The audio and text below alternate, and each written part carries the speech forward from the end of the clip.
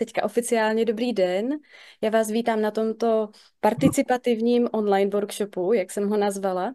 Eh, Na začátek jenom takovou technickou moc a taky poděkování, že vůbec můžeme uskutečnit tady toto setkání hybridní, který jsem si vědoma je fakt náročný. A po poslechu vlastně záznamu přednášky z minulého roku jsem se rozhodla to fakt udělat co nejvíc interaktivní.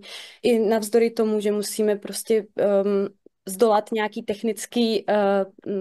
technický těžkosti, jako zvuk a tak, protože mi přijde, že je hodně těžký usledovat online přednášku a hodně těžký i pro mě jako mluvčího, když se nemůžu na vás napojovat jako očima a vůbec řeč těla a tak je těžký to i jakoby nějak srozumitelně povídat. Takže pokud vás zajímá nějaký jako sumary toho, co Body-Based Dramaturgy je, tak si poslechněte buď tu přednášku, což mi nepřijde se kterou já osobně třeba nejsem tak spokojená, protože mi přijde trošku zmatená, anebo si prosím přečtěte jeden text, který vám potom nazdílím katce a můžete si ho přečíst. A to, co budeme dělat tady, tak bude víc takovou jakoby diskuzní formou, buď ve dvojičkách nebo ve skupinkách a potom si to zkusíme jakoby probrat společně. Neznamená to, že spolu nepovedem, že vám nedám žádný know-how, který mám, to vůbec ne.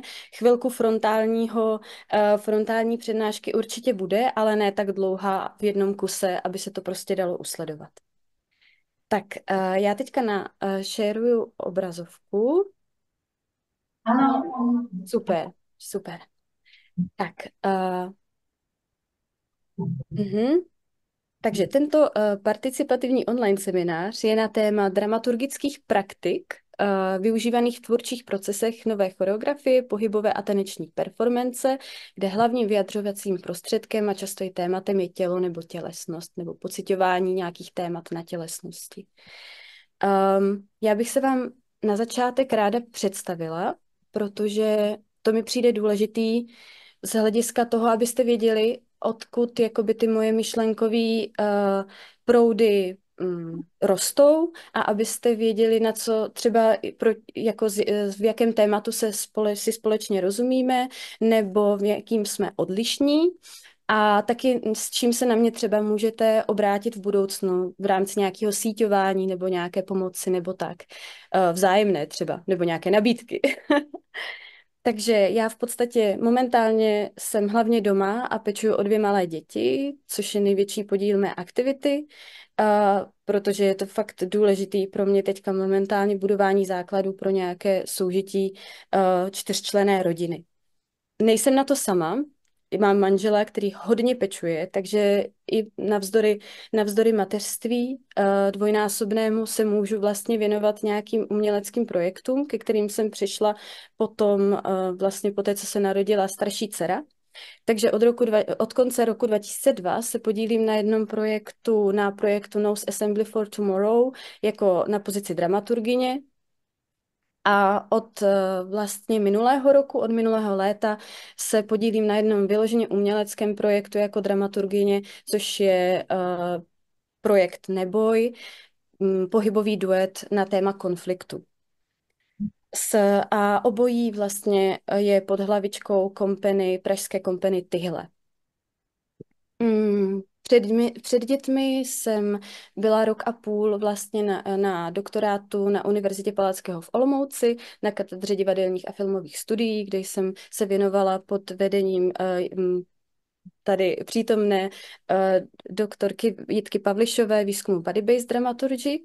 A v rámci tady tohoto studia jsem ještě stihla před dětmi strávit půl roku nebo necelého půl roku na Institutu aplikované divadelní vědy Gießenu na tom oboru Choreography and Performance u Bojany Kunst. Pak vlastně taková největší, to, co mě teď zajímá v posledních asi 2 letech, je získávání poznání skrze spolupráci v diverzních skupinách, kreativní techniky, imaginace, tělesnost a v interdisciplinárním prostředí.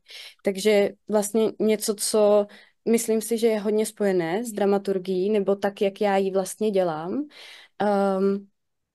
A tady toto jsem vlastně zkoušela praktikovat v takovém projektu CET Observer, nebo Cedit Observer, ono to trošku měnilo jména, v rámci Centra experimentálního divadla v Brně, kde třeba Viktor byl jednoho toho běhu účasten.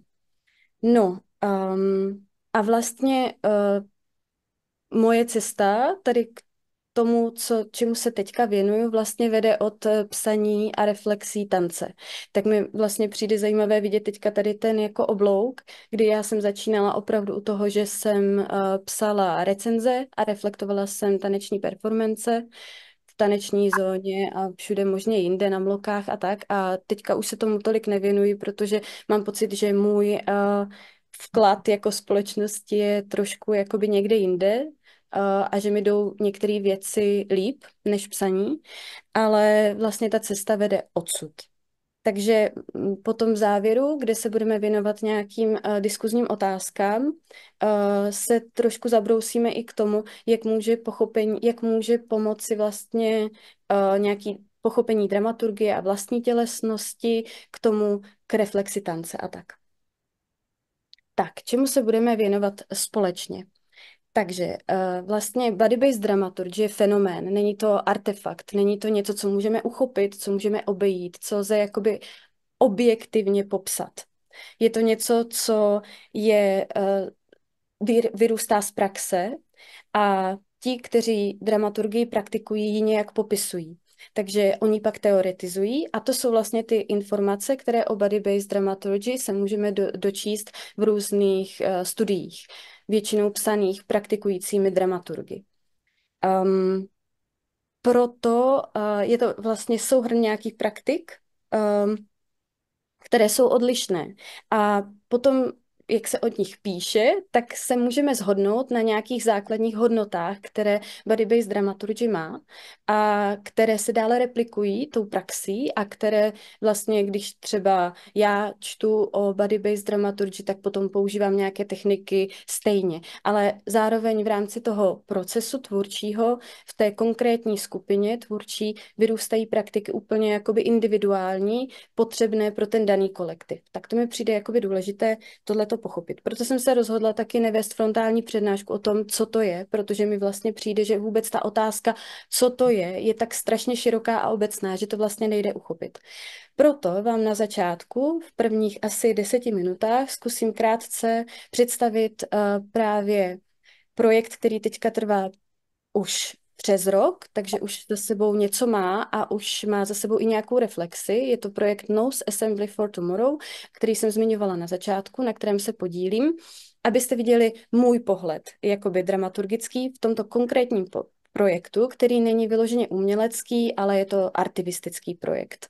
Ale přijde mi na druhou stranu, že vás může obohatit jakoby v tom, že to není úplně ten exemplární příklad toho, jak vypadá dramaturgie při tvorbě nějaké nové choreografie, klasické, která spadá jakoby do toho uměleckého pole, ale je to projekt, který jakoby zkouší trošku jiné věci a propojuje občanský aktivismus a umění a vytváří trošku jako jiná prostředí, takže i takhle může vypadat dramaturgie a hlavně se tam dá dobře zkoušet právě dramaturgie péče, o které budu mluvit. Tak to bude prvních 10 minut. Pak spolu budeme vést rozhovor na téma, co vás osobně na tématu body-based dramaturgy zajímá, protože mi přijde, že je vlastně důležitý, nebo pro mě je důležitý slyšet, co vy řešíte a já zkusíme si to navzájem jakoby zodpovědět ty otázky. Já budu určitě jakoby zkoušet zodpovědět všechno, co o tom, jak budu moci, ale myslím si, že i většina z vás bude mít třeba odpovědi na otázky někoho z vás z pléna.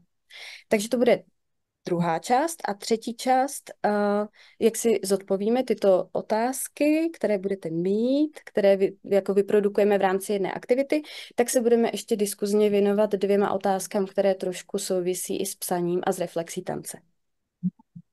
Tak. A, takže teďka bych tě, Martine, poprosila o Ano, video. jak to bude?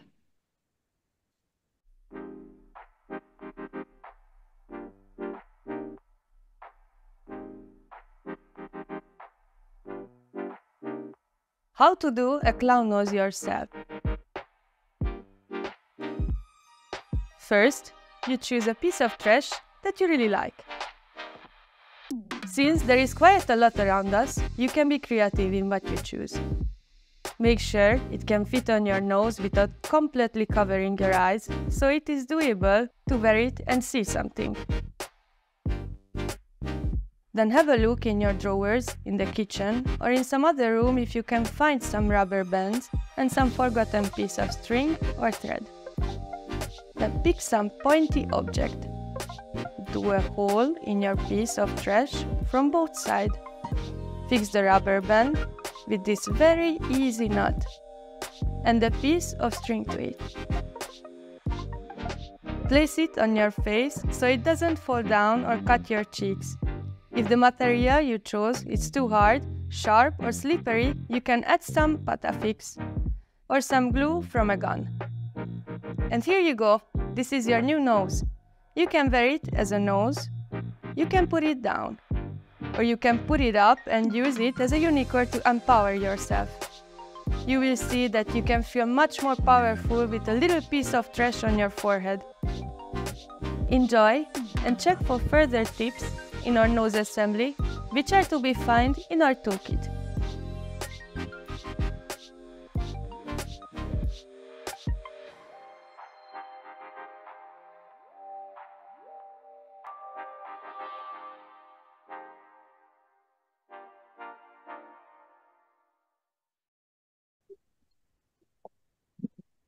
OK, jsme naspäť. Dobře, děkuju. A vidíte obrazovku teďka zase moji, kterou sdílím, že? Jo, bezvá, děkuju. Tak, já jsem tady z tohoto projektu teďka vydestilovala pohled na tento projekt, na dramaturgii tohoto projektu, na jeho organizaci, jako dramaturgii, jako tvorbu pečujícího systému. A sice praktiky péče o těla, společný čas, prostor, komunitu, tvorbu a potenciální výstupy. Je to vlastně jedna z linií, která se tam nese, navzdory tomu, že cíl tady těchto setkání, který spořádáme, tak je vlastně mnohem více zaměřený na kombinování klaunství jako techniky a přemýšlení o systému a o občanském aktivismu a možností vytvářet společně takhle pomocí imaginace a techniky klaunství nějaké nové techniky, nenásilné přímé akce pro možnosti demonstrací, festivalů nebo prostě jen úplně jenom narušování klidného chodu infrastruktury ve městě třeba nebo kdekoliv ve veřejném prostoru. Ten projekt, jak jste viděli ve videu, se jmenuje Nose Assembly for Tomorrow, takže přeloženo jakoby společenství klaunů nebo klaunských nosů pro zítřek. Je to vlastně setkání, nebo cílem je setkat aktivisty a aktivistky z různých odvětvích, jakoby zájmů, nejenom environmentální aktivisty a aktivistky, ale i za práva žen a všech zvířat a slabší sociální struktury ve společnosti a tak podobně. To jakoby není nějak konkrétně definováno. A setkat performery a performerky a klauny, klaunky, kteří nemusí, vlastně jde čistě jenom o ten zájem. Vlastně ten projekt trvá od podzimu 2002, kdy se zrodil z performance Atlas, kterou někteří možná z vás viděli, kterou vytvořili performer a clown Florian Golfier a dramaturgové Laura Brechman-Golfier a Ondřej Holba.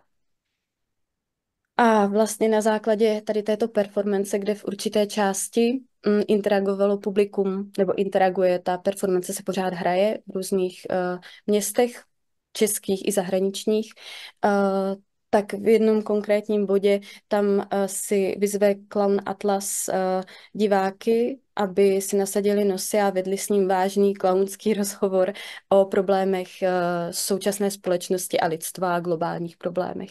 No a nastala tam taková potřeba jakoby vytvořit ještě větší síť jakoby lidí, kteří by se o tom bavili a kteří by zároveň trénovali techniku klaunství a nějaké imaginace, která je jakoby nějakým předpokladem pro úvahy o změně systému a vůbec nějaký kreativní jako pohled na systém a jak jakoby s ním zacházet a jak v něm fungovat a jak ho měnit případně, tak aby jakoby všem bylo dobře. Tak vznikl tady ten projekt širší, na který jsme potom v roce 2023 získali finanční podporu Erasmus+, díky kterému se vlastně mohly udát další 3 setkání. A sice ve spolupráci pražské Tyhle, Theater der Unterdrückten Wien, což je divadlo utlačovaných ve Vídni, a cirkusové Artspaceu pro nový cirkus Inspiral v Budapešti. Takže vlastně se setkají tady tyto tři instituce a společně jsme uspořádali 5 setkání. Jedno v Brně, v CEDu, jedno v Mariašuc, což je malá vesnička v horách v Rakousku, kde má svoji základnu nebo takové jakoby místo vídeňské divadlo Brett, a kde se pořádají různé letní školy. Hodně zajímavé místo. Pak v Budapešti právě v tom Artspaceu Inspiral. Potom jedno, to bylo teďka na jaře, bylo ve Vídni a teď v létě jsme se vrátili před týdnem z Vysalají v Beskydech. Tak, tady je pár fotek, jenom pro takovou jako ilustraci. Asi je dobré říct si, co na těchto setkáních se vlastně děje.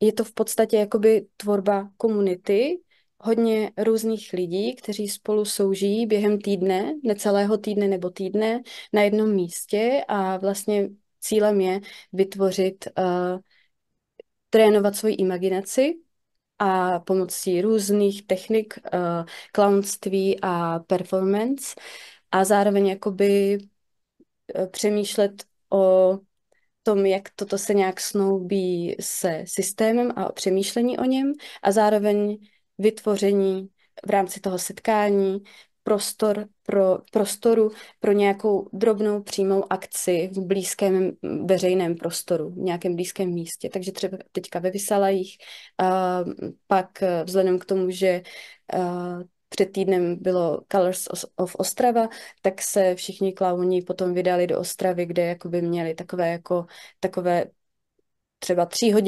tříhodinovou improvizaci ve veřejném prostoru když to vrátím, toto je z těch Vysalají, tady ta fotka s těmi dětmi u té vody, tak vlastně takovou improvizaci a interakce s lidmi na různá prostě témata, tady vidíte General Clown Strike a tak prostě vlastně nenásilná věc, toto není jakoby věc, toto nebylo v rámci žádné demonstrace nebo něčeho, takže jenom prostě takové jako drobné narušení chodu veřejného prostoru a lidí v něm.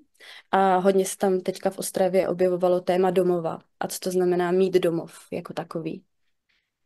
Tak, proč klaunství?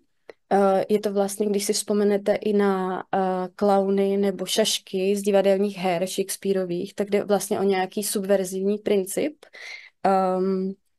obracení na hlavu, pokud si vzpomenete třeba na fenomén karnevalu, který jako umožňuje nenásilným způsobem a vlastně využití i radosti k tomu kritizovat systém a poukazovat na nějakého problémy. Tak to je vlastně jako asi ta hlavní idea. A tady naše jakoby ty dramaturgické principy, ty pečující, které právě jakoby já nazývám dramaturgií. Takže vlastně tím, že se tam setkávají lidé z různých zemí, tudíž z různých kulturních prostředí a různého kulturního základu, tak vlastně nějakou jako základní hodnotou je pěstování radikální tolerance, fakt všeho možného, co se může dít. Pak sdílení know-how a učení se navzájem. Možná dám nějaký příklad. Teďka ve Vysalajích se účastnilo pár lidí, kteří žijou v Berlíně v nějakých komunitních domech, kde je hodně jakoby otevřený přístup k sexualitě a k sexu. A v podstatě jakoby museli jsme například vyjednávat to, jakým způsobem budeme zacházet s common space, s tím sdíleným prostorem, protože vlastně ne všichni jsou zvyklí na tady tu kulturu open sex, jo? A jak vlastně to nějak nemoralizovat, ani to nějak nehodnotit, ale jakoby vytvořit prostor, ve kterém bude všem dobře a ve kterém se nebude dít něco, co někomu působí jakoby zle. No a jak se toto děje?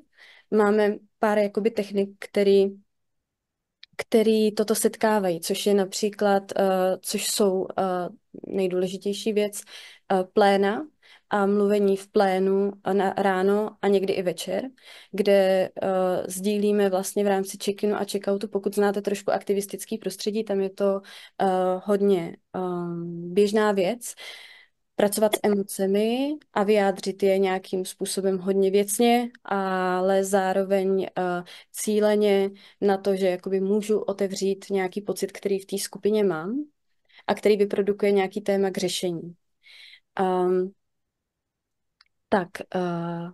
Nebo další technikou je tak, teď se musím vrátit. Omlouvám se, jak jsem odpojená trošku od vás a mluvím tady trošku jenom do toho počítače, tak je to trošku těžký udržet si linku. Tak za to omlouvám. Teďka se vracím zpátky našim výzvám. Tady k nějakým technikám se dostanu na dalším slajdu. Naše výzvy, jak propojit kritický aktivismus a umění, jak vytvářet právě tyto prostory, o kterých jsem mluvila, kde se setkají hodně různí lidé a tak, aby něco se vůbec jako vytvořilo, protože často je to jenom o domlouvání se, pokud jste byli třeba na Erasmu a zažili jste nějaký mezi interkulturní prostředí, tak jenom vyjednávat to, že si rozumíte, je velká práce. Takže vlastně tvoříme nějaký prostor, který tam zve různé lidi, ale i zvířata a i mimina a i batolata, i malé děti. Takže to je jakoby fakt výzva toto všecko snoubit. Takže vlastně jdeme cestou nějaké dlouhodobé spolupráce, která je hodně pomalá a jenom ta emerze emerze nějakých výstupů tam jako sice probíhá, ale je taková jako hodně jemná. Není to jako vyloženě na cíl zaměřený projekt. No a naše cíle jsou tedy vyvíjení aktivistických technik pro nenásilnou přímou akci a vytvoření toolkitu na základě tady těch 5 assemblies, tady těch 5 setkání, které proběhly a kde si sdílelo know-how spoustu už lidí, tak poskytnutí zkušeností a vědění jakoby pro další takovéhle podobné skupiny, které by se tímto chtěli zabývat. Ať už aktivistické nebo klaunské. Tak a tady naše zjištění ohledně péče a zapojení jakoby rodiny do kreativních procesů. My jsme se vlastně setkali v takovém čase, kdy já a můj manžel máme vlastně společně rodinu a 2 děti a právě Florán Golfier s Laurou Brechman Golfier mají teďka čerstvě taky miminko, takže jsme vlastně v tom projektu byli buď nějaké ženy těhotné, nebo potom tam přinesli děti. Účastnila se i jedna vídeňská členka TDU Vín, která má taky malé dítě. Takže pro nás vlastně jakoby ta otázka toho, jak být pospolu a moci tam zapojit i pečující osoby, byla docela velká. Takže na co jsme přišli, vlastně jak vůbec takový prostor vytvořit, tak je diverzita v organizačním týmu. Co je tím myšleno? Že organizační tým je obsazen lidmi, kteří mají různé každodenní zkušenosti. Takže nejenom lidé třeba ve vašem věku, kteří prostě mají konkrétní potřeby, konkrétně prožívají čas, mají konkrétní nějaké linie a který žijí, ale třeba i matka, třeba i otec a třeba i nějaká queer osoba a ideálně třeba i osoba, která pečuje o někoho jiného, než je jenom dítě.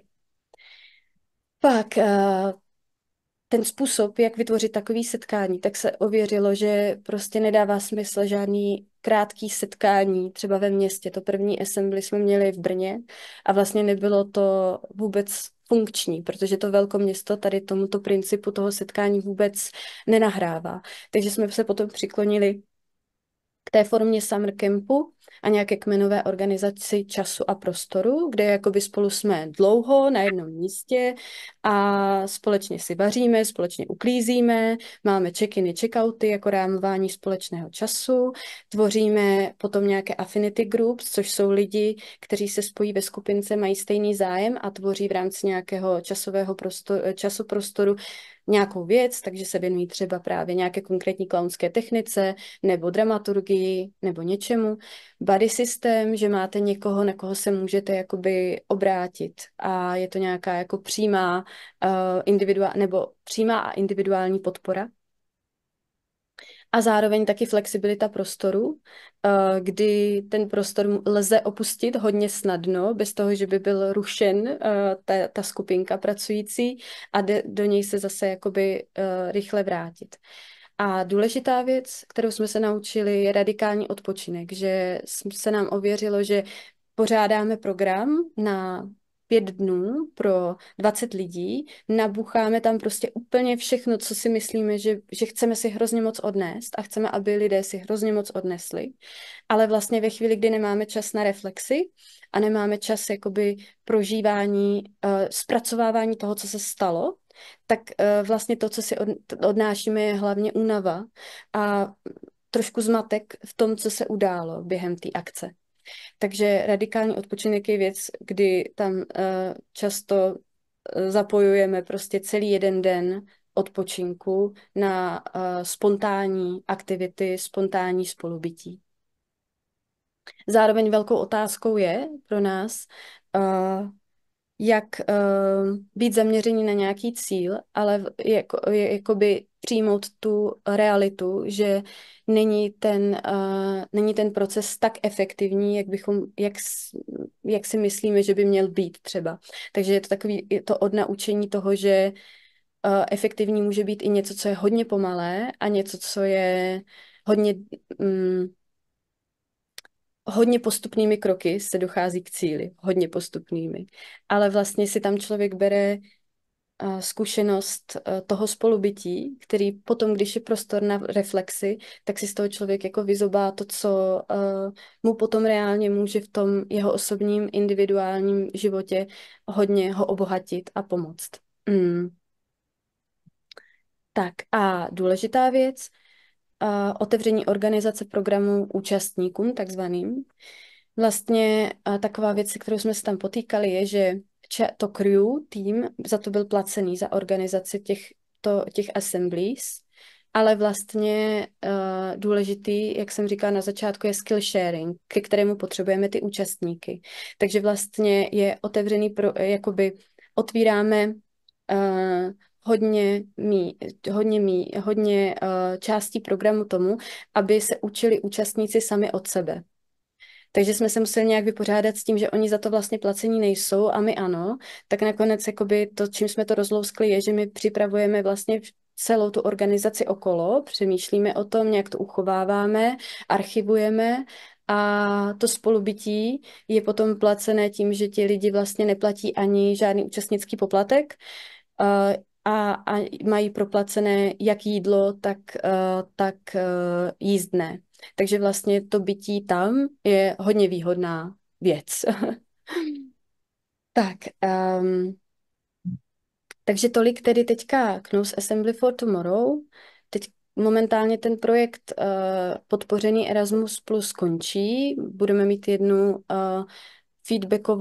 feedbackový setkání teďka v září, kde který bude zaměřen na tvorbu toho toolkitu, který lze určitě využít a který bude zveřejněn na webových stránkách tyhle a na to, nebo tyhle té podstránce na to, takže jej může kdokoliv využít, třeba i vy.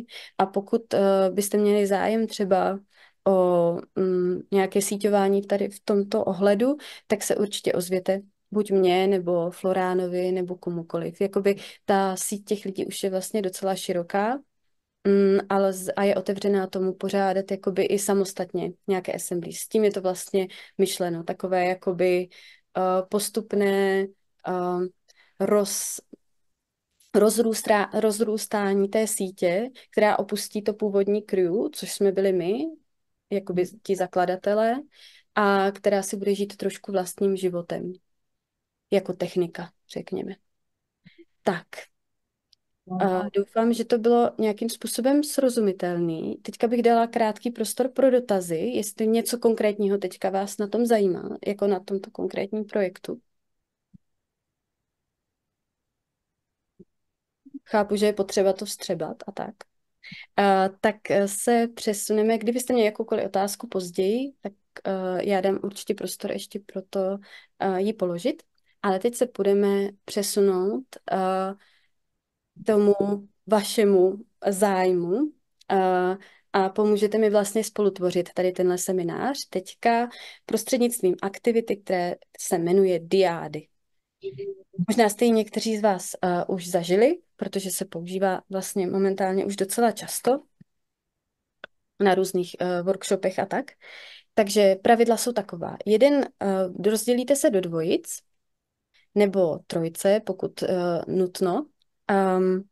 Jeden vždy bude mluvčí a druhý, potažmo ti dva druzí, budou posluchači. Mluvčí bude mít za úkol během minuty a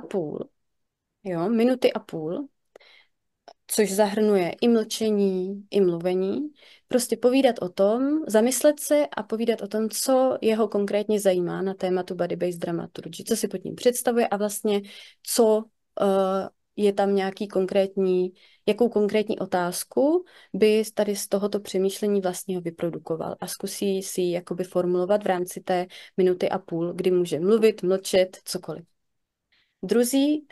Druhý posluchač nebo posluchači ho se snaží nebo pokouší aktivně naslouchat, opravdu vnímat, co říká a snažit se to dát najevo i řečí těla.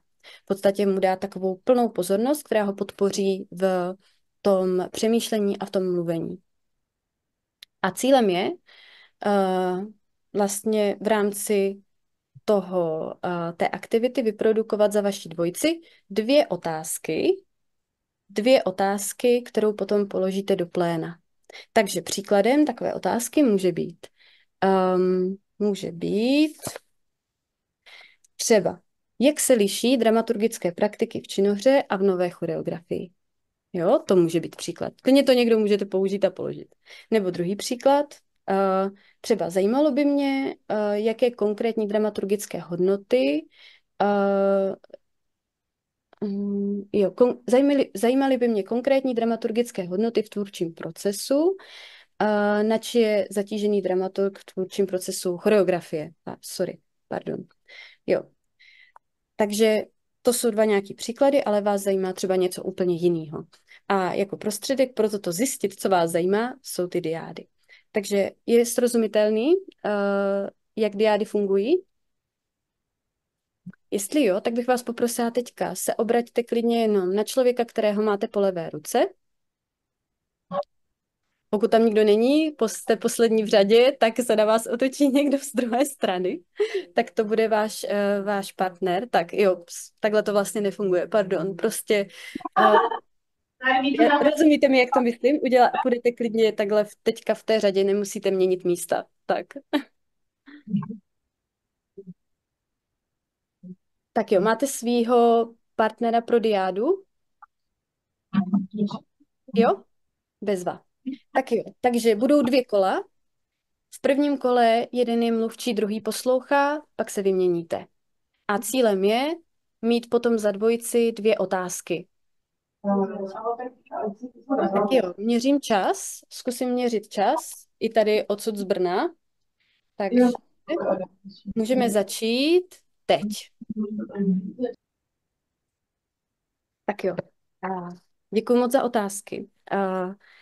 Je to pro mě moc inspirativní, protože tím, že už nepůsobím na univerzitě nebo nejsem v kontaktu jakoby s mladými skupinami lidí, tak já vlastně moc nevím, jak se to povědomí vůbec o dramaturgii změnilo, nějaký obecný povědomí. A jak se pohled na tělesnost a na body-based arts změnil. Protože když já jsem odcházela z UPOLu, tak to bylo dost vlastně v pozadí. Mám pocit, že to tolik lidí neřešilo, že to bylo spíš jakoby okrajová záležitost. Ale tadyhle vzhledem k tomu, jak ty otázky jsou hluboké a promyšlený, tak mám pocit, že to je už hodně jiný, jakoby působením pedagogů, působením prostě umělců a vytváření a prostě pozornosti, která je kladená v tom uměleckém poli tělesnosti a body-based arts a tak. Takže moc díky za to, je to i pro mě takový studijní materiál. Navrhuji teďka následující. Půjdeme otázku po otázce a já zkusím říct jakoby k tomu něco sama za sebe. Pokud vůbec nebudu tušit, tak to předám hned do pléna, pokud někdo bude chtít odpovědět. Každopádně mi přijde fajn, abyste mohli doplnit mě, abyste mohli říct svůj pohled. Takže vždycky pak bude prostor v rámci zodpovídání té otázky i pro vás v plénu. Co si myslíte, co byste doplnili a tak. A nechám to teďka vlastně jenom na vašich zápiscích, co si budete chtít zapsat. Teďka nebudem z toho dělat žádný zápis. Já si zapíšu, co mně třeba přijde zajímavý, ale nechám to teďka na vás, co si chcete poznamenat. Tak jo, první otázka, Terezina, byla, jakým způsobem lze mluvit skrze tělo o své prožité zkušenosti a jak vyvolávat, jakými technikami vyvolávat tělesnou paměť. Tak já se tady k tomuto využiju teďka svoje zkušenosti, které mám z toho uměleckého projektu o konfliktu, který se jmenuje Neboj, kde se zabýváme nebo kde vycházíme, nejen jakoby ta celá performance má být o konfliktu obecně, nebo jakoby má vyvolávat různé zkušenosti v lidech, jakoby jaký oni mají, jak oni prochází konflikty, jakým způsobem a tak. A tady dramaturgicky jsme k tomu, nebo nějak i tvůrčím způsobem, podle mě tady v těch devising formách, kdy se vychází od bodu 0, kdy se vychází od tématu, jo, že to je vlastně jakoby ta důležitá věc, tak to není jenom věc dramaturgická, ale věc i choreografická a tvůrčí a kreativní. A tadyhle zrovna v tom našem projektu kluci, vlastně jsou tam dva performeři, Florán Golfier a Lukáš Karásek, tak si vyvolávali tu svou jakoby zkušenost, kterou mají se svou vlastní osobní rodinou. Každý z nich řešil trošku něco jiného. Florán víc řešil hodně dalekou rodinnou historii, protože je Francouz, pochází vlastně ze země, která kolonizuje jiné země a jeho dědeček, přímo dědeček byl voják v jedné z kolonizačních válek v Indonésii, tak vlastně řešil víc tu dalekou rodinnou historii. Lukáš se víc věnoval prostě úplně klasickým obecným konfliktům, které zažívá na denní bázi, třeba v obchodě s lidmi, s neznámými lidmi, ale i prostě s těmi nejbližšími. A vlastně ten jejich způsob, jak si to vyvolávali úplně na první rezidenci, byl ten, že zkoušeli hledat nějaké jako fyzické napětí jenom v sobě při vyvolání tady těchto zkušeností. Jo? Takže to potom šlo do nějakého třesu nebo do nějaký improvizace tělesný, která vedla někam, která ale není vůbec jako hodna třeba zatím fixování na úrovni jako choreografického kódu. Jo, ale je to jenom prostě úplně ten začátek vyvolání do sebe, do těla, tady téhle nějakého problému nebo nějaké myšlenky, kterou oni řeší. A na základě toho, tady těchto jako pohybových patternů, si vytvářeli opravdu jenom vlastně takhle nějak to vypadalo. Měli prostě papírky a na ně si kreslili linku, kdy vnímali nebo kdy se snažili zachytit v lince, jak to napětí kolísalo. jak tu dynamiku toho napětí vlastně v čase. Takže kdy to šlo jakoby hodně někam, prostě hodně jako do silné tenze, do nějakého uvolnění, jo, nebo jaký pocit prostě z toho pohybu měli, takže jestli ta linka byla víc třesavá, nebo víc oblá, nebo víc právě jakoby s mezerama mezi nějakými obloučky. Takže jakoby myslím si já osobně z toho tvůrčího procesu, že jsou různé techniky, jak se k tomu dostávat, jo. Když vzpomenu třeba Pinu Bausch, plně choreografku, matadorku, prostě německé taneční kultury, tak ta třeba vyvolává čistě jenom otázkama. Jo, to je taková ta známá technika, která už vešla podle mě do praxe úplně a používá to podle mě fakt jako skoro každá skupina, nebo hrozně často už se ani nevzpomíná, kdo je zatím, kdo to nějak jako ustanovil, ale že jakoby čistě jenom otázky někoho, kdo pozoruje pohybující se tělo, tak můžou evokovat jiný pohybový paterny. Jo, takže ta Pina Bausch se opravdu ptala, jaký dárek na Vánoce si vzpomeneš ze svého dětství. Jo, s jakou barvou se ti pojí. Jo, nebo když si vzpomeneš na hlas své matky, jo, jakým způsobem ho teďka jako pojmeš do toho těla, jo. Takže vlastně myslím, že teďka docházíme k tomu, že ta praxe dramaturgie hodně pracuje s jazykem, ale zároveň ten jazyk má být nějakým triggerem možná, nebo nějakou zápalkou něčeho, co může pomoci prostě vyvolat nějakou pohybovou akci. Chcete k tomu někdo něco doplnit, prosím? Co k vás k tomu napadá?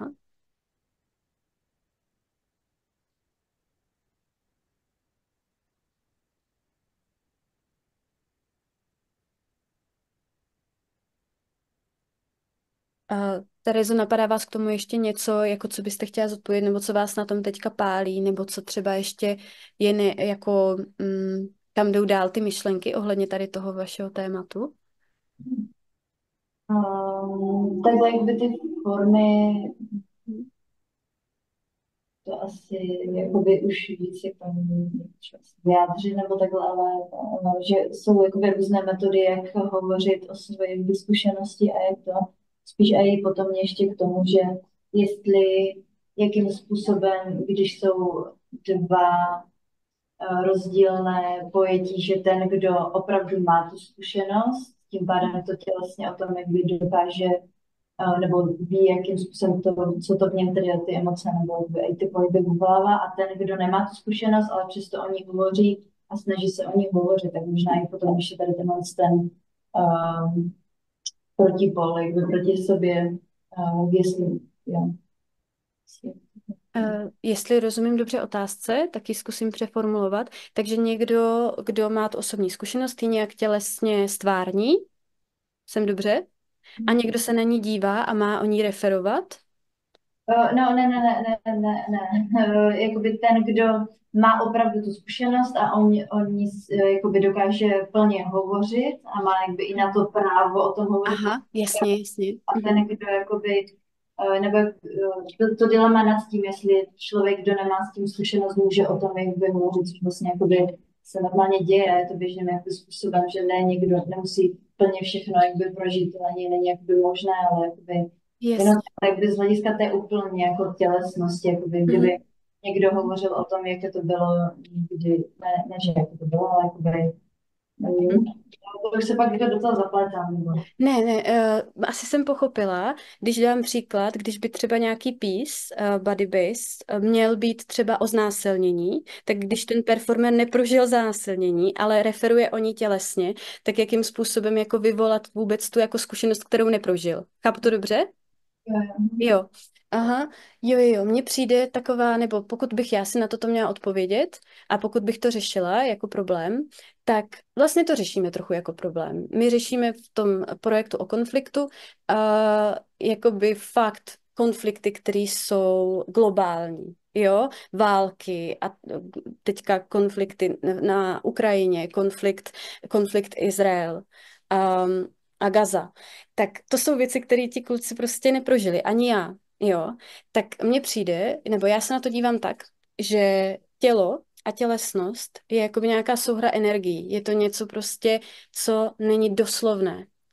A že to je na tom taková jako výhoda v něčem, že lze si načítat, lze třeba načítat si rozhovory, reportáže, třeba tady o tomhle konkrétním problému, a lze potom těma energiema to nějakým způsobem zkoušet jakoby vyvolávat pro tu percepci, protože ten pís není, teďka se nebavíme o nějakým jako napojováním myslím teďka nějakým cvičením tělesnosti sám pro sebe, ale je to potom pro ten transfer jakoby pro diváky, že? Takže vlastně v tom transferu, jo, může i taková jako jenom energická souhra, jo, společně s ostatními dalšími jako prvky, jako je prostě hudba a všechno možný, kusy textu, video, bla, bla, bla, všecko, co tam chce prostě ten tvůrčí tým použít, tak jako může tu energii poskytnout, aby vyvolala nějakou takovouhle myšlenku a představu. Nebo takhle s tím, jakoby, takhle nad tím uvažuji já osobně. Mm. Jo. Díky za tu otázku. Tak můžeme přejít k Zuzaně. Tak Zuzanina otázka. Jakým způsobem funguje proces deverbalizace informace a využití prostředku těla a pohybu jakoby ke sdělení té informace? Mhm. Tak, já teďka to nechám do pléna, protože jsem hodně mluvila. Tak dokázal byste někdo na to odpovědět? Nebo co si myslíte? Já si myslím, že je spousta prostě způsobů, jak o tom uvažovat. Nebo jak to vidíte vy, když koukáte na Body Base Peace?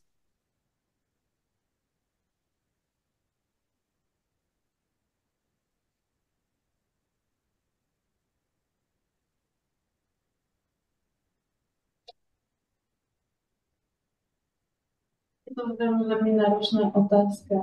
A veľmi nechcem, aby bolo ticho, lebo nad tým veľmi uvažujem. Chcem povedať niečo, ale neviem nič povedať. Jasně, díky za toto zvědomení.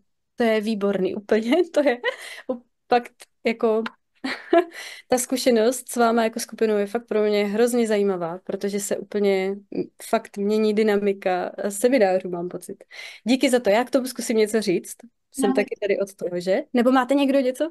Tereza? No, mě jenom jak by napadá, jestli jsem správně i pochopila otázku, nebo jak by zájem o to, tak že vlastně s určitými pohyby nebo s něčím máme spjaté asociace, které nemusí být tím pádem řečeny slovně, ale tím pohybem je nám jasné, co je teď jakby zdůrazněno. Když už jenom někdo je více skrčený jakby v ramenou a schoulený do sebe, tudíž zjišťujeme, že v nějaké třeba vysídní pozici a ten, kdo je narovnaný a jakoby takhle, myslím, to musí způsobu nazírání nebo Určitě, jo, souhlasím.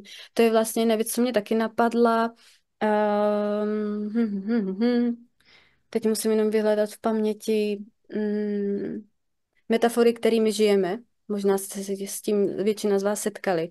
Tak vlastně mluví o podobném principu, že kultura, prostě lidé antropologicky, prostě tak nějak z naší podstaty chápeme nějaké metafory určitým způsobem. Právě proto, že jako děti, když si hrajeme, a to podle mě je na celém světě, tak první koncept, který se učí dítě, je, že něco je plné a něco prázdné. Jo, to máte prostě bábovky na písku třeba, že jo.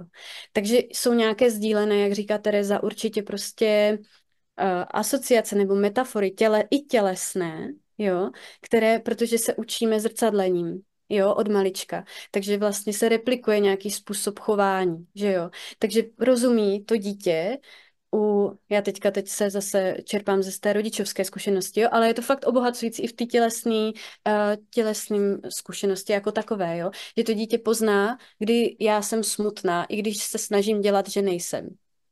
Jo, tak to podle mě je prostě čtení těla, jo, úplně nějaký bazální, jo, a přesně to můžou být takový jako hodně velký věci, typu prostě, jo, že mám schoulený ramena, anebo úplně drobná mimika, drobný pohyb, který má jenom jinou dynamiku.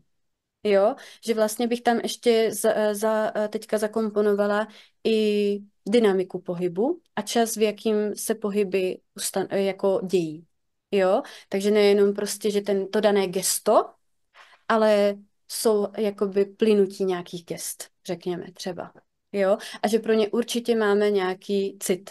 A někdo ho má víc, jo, třeba vy, protože vás zajímá, už jenom to, že se zajímáte o body-based arts, tak to prostě nějakým způsobem asi umíte vnímat víc třeba.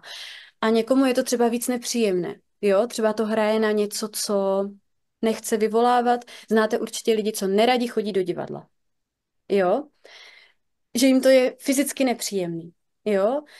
To zase se dostáváme k těm zrcadlovým neuronům, kdy nějakým způsobem prostě prožíváme to, co vidíme na druhých.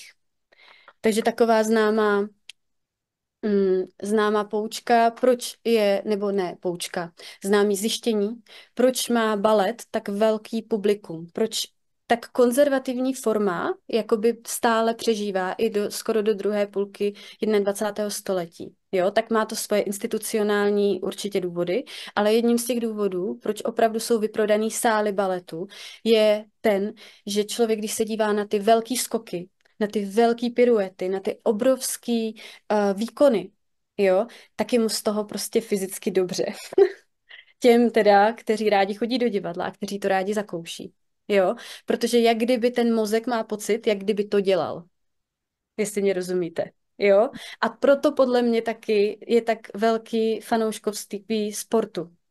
Jo, protože jenom dívat se na běžící lidi dělá prostě mozku požitek a dává informaci tělu, jo, teďka to prožívám a je mi z toho prostě, teď ty feromony se tam pouští a je mi z toho moc dobře.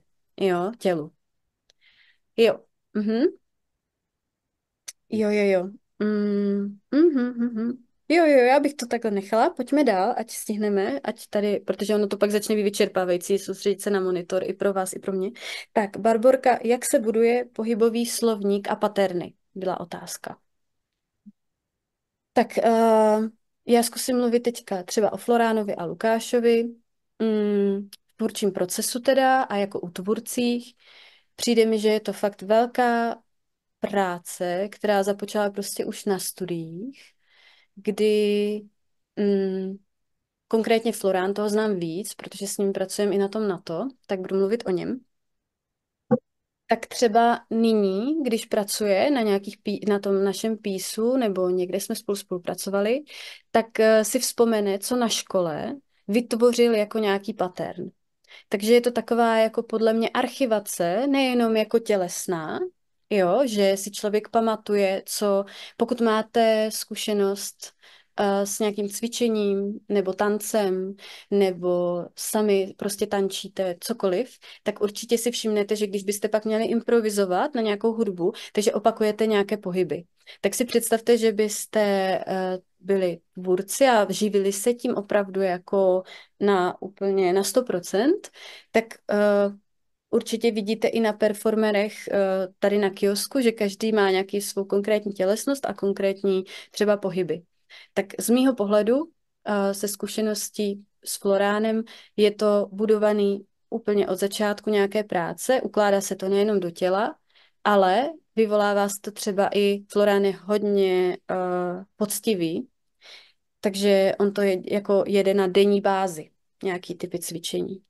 Jo, že je to součástí té práce, že každý den jeden kamarád, který s ním dělal nějakou věc, tak říkal, byli jsme na rezidenci, Florán vstává v 6, už stihl si zaběhat, meditovat, udělat jogu, potom kousek pracovat prostě na nějakým myšlenkovým základu a já vstávám v 10 a protírám si oči a hledám, kde je kafe, jo? Tak myslím si, že tohle přesně je součástí té tvorby, že ta tělesnost je potom v tom fokusu.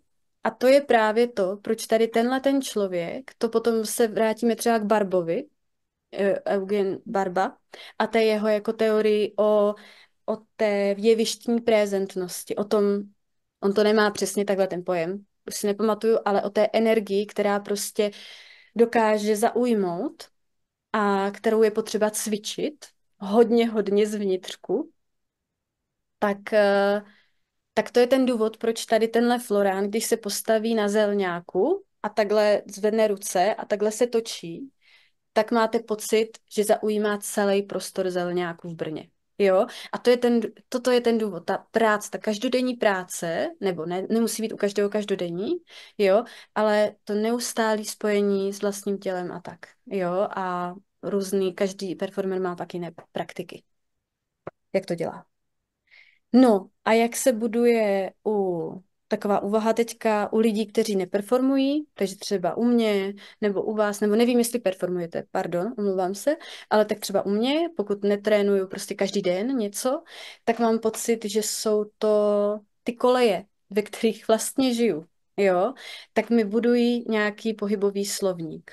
Takže když třeba teďka s dětma jsem byla zvyklá je nosit furt v šátku nebo v nosítku, tak cítím, jak jsem prostě buď moc, teď nevím, moc zakloněná, jo, anebo moc zhrbená, jo, a vlastně mi vynaloží hodně práce se jako postavit opravdu, jo, a srovnat páteř, protože spadám do těch paternů, který mi udává ten každodenní život. Když pořád vykládám myčku, jo, nebo se pořád skláním, pořád beru, tak mám třeba dost silný ruce, mám pocit, jo. Jakože fakt ruce dobrý, ale záda nula prostě, jo. Takže jenom úvaha, myslím si, že jakoby sociologická úvaha, že nás hodně tvaruje i pohybově a tělesně prostředí, ve kterým žijeme, lidé, se kterými komunikujeme a se kterými interagujeme. A že jsou do nás nějakým způsobem otištění. Určitě jsou na to nějaké studie, já to mám tak jako trošku teďka na vodě, ale přijde mi, že to nějakým způsobem dává smysl a všimnout si toho podle mě není úplně blbý, protože pak může člověk trošku víc analyzovat, proč se třeba necítí v něčem dobře nebo tak. Jo. Viktorova otázka. Můžeme opustit takhle tu otázku? Jestli k tomu něco máte, tak klidně vyhrkněte, řekněte. Jestli ne, tak Viktorova otázka zněla. Jestli existuje nějaké kolektivní chápání tělesnosti a pokud ano, tak jaké? Mně přijde, že tady jsme se toho dotkli u některé z těch předchozích otázek ohledně těch sdílených metafor a který nějakým způsobem chápeme toho zrcadlení, kdy se učíme od druhých. Možná někdy pociťujete takový princip, že když se s někým bavíte, tak ho trošku začnete, nemáte zkušenost s tím, já mám, tak ji řeknu. Občas se mi děje, že když se s někým bavím, tak se na něj tak moc napojuju tělesně, že mám pak pocit, že trošku dělám stejnou mimiku jako on. Znáte to? Jo. To je zajímavý, že? Že se to děje. Nebo že i automaticky tělo reaguje na jiné skupiny lidí, jakoby, že každý víme, jak se máme chovat v jiném prostředí, ale jakoby i to, jakým způsobem to tělo buď se stahuje úplně najednou, jakoby, že nemůže si toho tolik dovolit, automaticky jsme takový jako více uzavření, ale potom vlastně v momenty, kdy se můžeme naplno otevřít, ale to vlastně. Jo, přesně, no. Vlase. Jo. Jo, i hlas je i tělo, že jo, i hlas je tělo, nebo součást těla. Jo, no. Tak mně přijde, že to je ten zdroj toho nějakého kolektivního chápání tělesnosti jako takové. Proč to vůbec si rozumíme nějakým základu. Ale zase mi přijde, že pak je hodně vidět, když se když se já potkám s někým z jiné kultury, a třeba to nemusí být ani kultura jako, myslím, že mluví jiným jazykem, ale i subkultura nějaká v rámci prostě České republiky nebo Slovenska, kde jazyková bariéra prostě není, tak i tam jakoby mám pocit, že jsou nějaký sdílený paterny, kterým třeba já na začátku nerozumím a musím se je naučit. Nebo se jim naučit rozumět.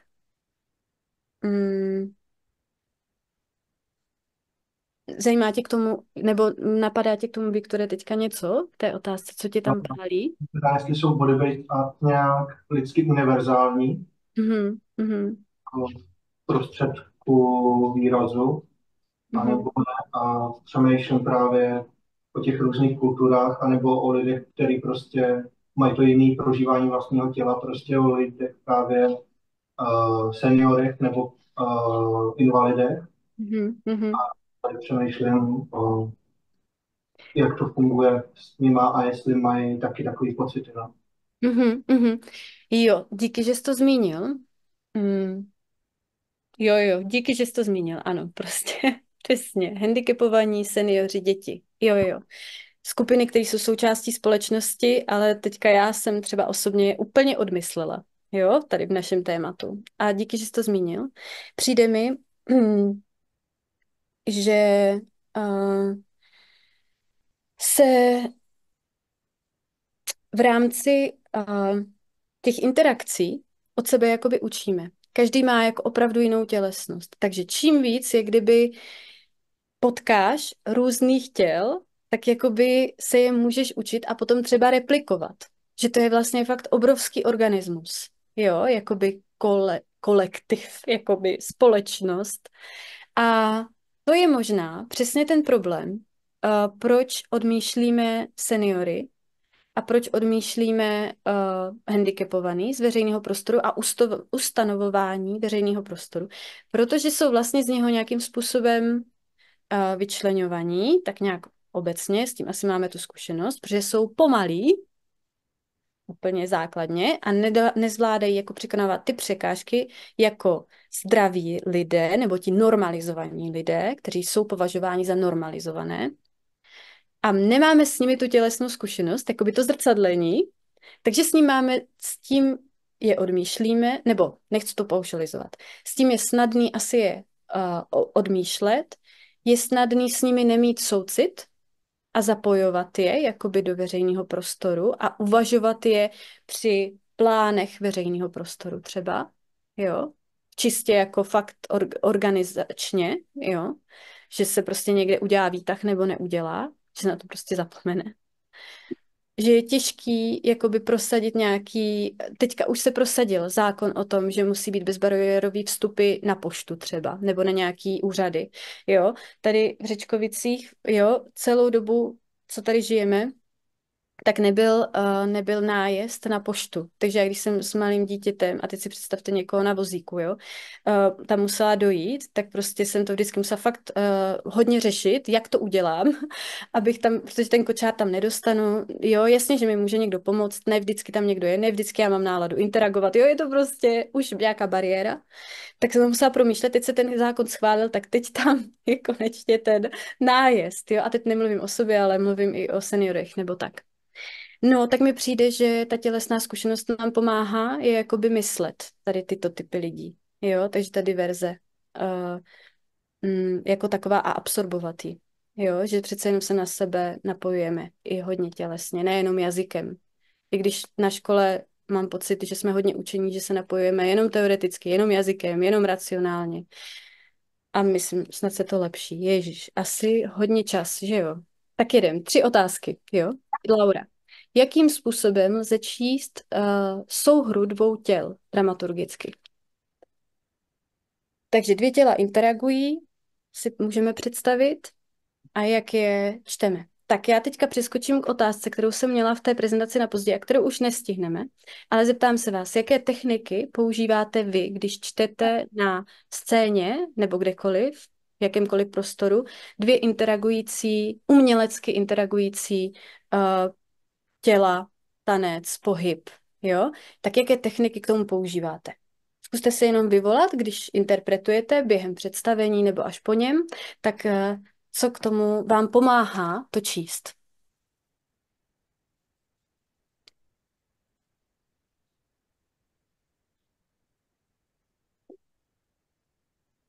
Já začnu u sebe, můžete ještě přemýšlet. Mně pomáhá úplně každopádně a i teďka jakoby v té dramaturgické praxi mi pomáhá to, že jsem strašný roky tancovala, ať už cokoliv, a cvičila.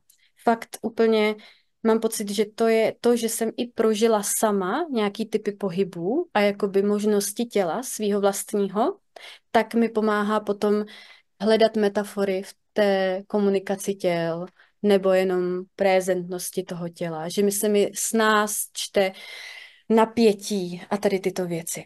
Tak to za mě. Máte někdo něco, co děláte, aby vám to pomohlo číst, interpretovat? Zvědomování těch asociací, které přicházejí během toho sledování a jaká vnitřní konceptualizace toho, proč se mi děje nějaká konkrétní asociace. Mhm. Super, díky. Mhm. Ještě nějaké? A hodně čtení mimiky. Mhm. Mimiky. Mhm. Niekedy sa to snažím, akože, že sa do toho cítujem, akože no tie neuróny zrkadlové, takže akože kedy som ja spravila taký pohyb a čo znamená, keď som ho ja robila, prečo som ja niekedy urobila taký pohyb. Mhm. Super, díky. Mhm.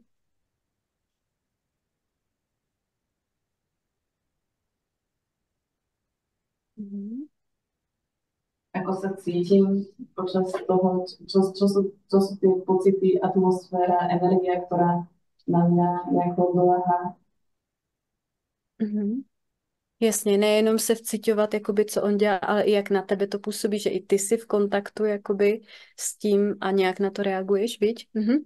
Vy teda, jo. Mhm. Mhm. Dobrý. Máme posledních asi, no, ještě máme 7 minut, tak. A pojďme k další otázce teda. Lea, jaký vliv má odlišnost tělesná při tvůrčím procesu na divácké vnímání? Nebo jaký vliv má odlišnost těl při tvorbě díla, při tvůrčím procesu a jak se to potom jakoby odrazí na tom diváckém vnímání? Tak co myslíte vy?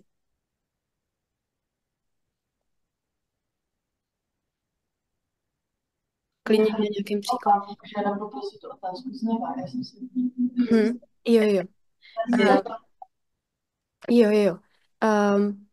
Pokud v tvůrčím procesu, nebo? Ja jenom len upokojujeme, že to byla otázka jenom. Ja som nečakala, že budeme odpovedať, takže som sa na chvíľku vypla. Ešte raz, prosím. Aha, jasně. Díky za tu zpětnou vazbu. Jde nám to vlastně docela dobře, ten online call, a já se těším, že se setkáme někdy osobně, fakt jakože na stejném prostoru. Jaký vliv, má odlišnost tělesná performerů na to, jak divácky vnímáme je? A jaký vliv ta jejich odlišnost má na tvůrčí proces jako takový?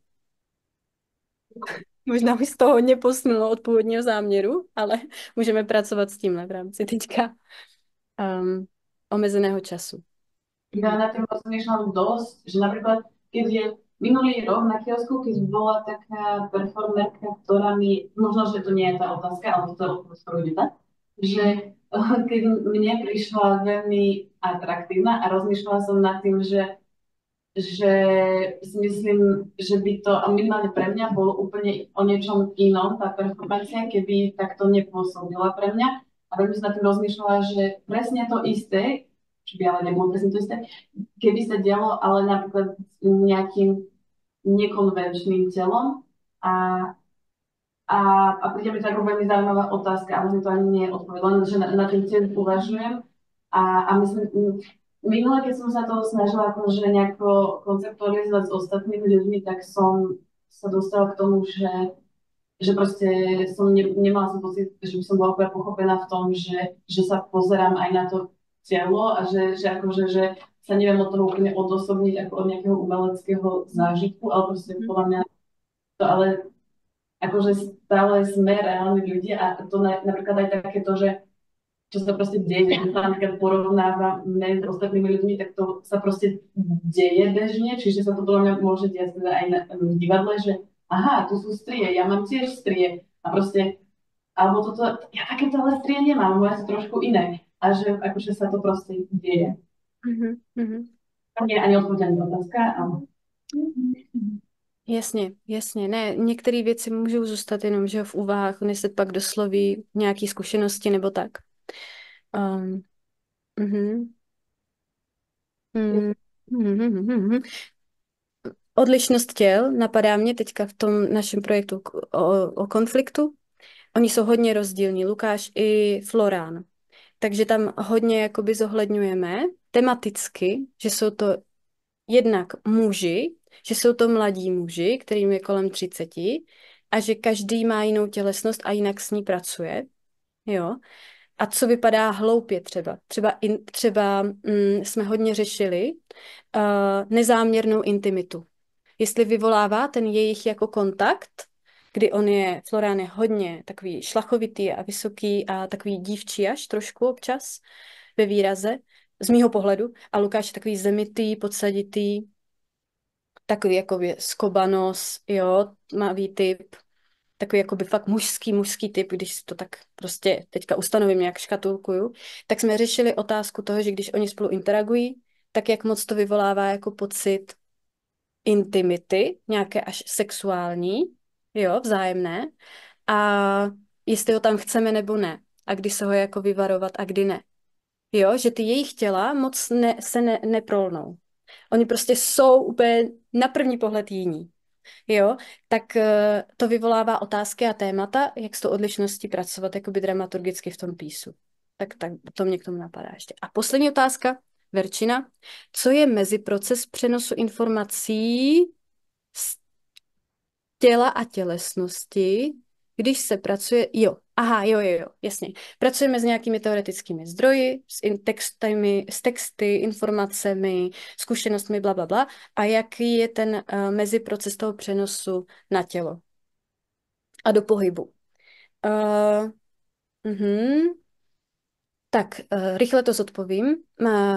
Taková vlastně technika, kterou jsem si vymyslela pro neboj, bylo, protože hodně mluvíme taky. Hodně se bavíme právě jakoby o různých pojetích konfliktu, o teoriích, jak procházet konfliktem, materiálech pro pedagogy, jak vést děti konfliktem, jak mediovat konflikt, což jsou fakt jako prostě věci, to jsou úplně mimo umělecký rámec, že, jako zdroje. Tak jsme si to všecko, nebo jsem si vymyslela takovou techniku stromu, kdy jsem na velký plakát úplně banálně si nakreslila strom, takový, jak máte v Pánovi prstenu, ten gondorský strom prostě a máme vlastně kořeny, tam je nějaký jakoby bazální uvažování každého z nás, jak o tom uvažujeme, co prostě je úplný základ, se kterým vstupujeme do toho tématu. Pak máme kmen, to je to, co je vidět, takže ta performance samotná, jaký prvky tam chceme využít, jo, světlo, prostor, pohyb, techniky pohybu a tak dále. A pak jsou větve, kde jsou jakoby myšlenky, které si myslíme, že to nějak vyvolává, jo, nebo který chceme, aby to vyvolávalo. Takže to je taková nějaká jako struktura tady toho všeho, co se tam na těch zkoušeních vlastně řekne, nebo nějaká archivace toho, co se řeklo a co chceme a nějakých záměrů, cílů. A připomínáme si to často, to si myslím, že je jakoby mezikrok, mít to na paměti, protože člověk má selektivní paměť, prostě zůstává jenom to, co mu přijde opravdu důležitý, že jo, jako osobně. Takže potom, jakoby, když ta zkouška začne tím, že se na ten strom podíváme, pročteme si nějakou část, jo, tak si ji pak můžeme i věnovat. A pak už zase závisí na těch technikách, jaký se používají, jo.